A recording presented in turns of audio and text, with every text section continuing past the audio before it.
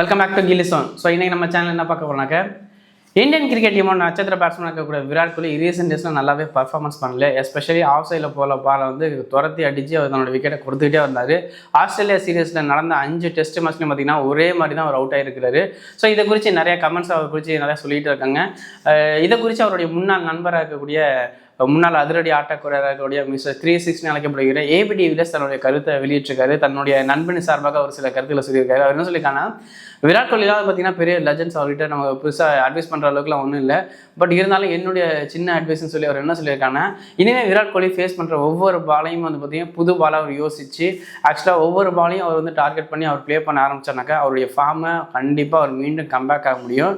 So அவரால் செய்ய முடியாத காரியம் ஒன்றும் இல்லை. ரன் சேசிங்லேயும் அவர் தான் மிஷின் ஆக்சுவலாக. ஸோ கண்டிப்பாக அவரால் தன்னுடைய பழைய ஃபார்மை மீண்டெடுக்க முடியும்னு சொல்லி தன்னுடைய ஆர்சிபிக்கு கேப்டனாக இருந்தக்கூடிய விராட் கோலிக்கு தன்னுடைய ஆதரவு குரலை அவர் தெரிவிச்சிருக்காரு. ஸோ இதை குறித்து நீங்கள் என்ன நினைக்கிறீங்க? விராட் கோலியை கம்பேக் ஆவாரா ஆக மாட்டாரா? அவரை குறித்து உங்களோட கருத்துக்களையும் விமர்சனையும் மறக்காமல் கமெண்ட் செக்ஷனில் சொல்லிட்டு போங்க. தேங்க்யூ.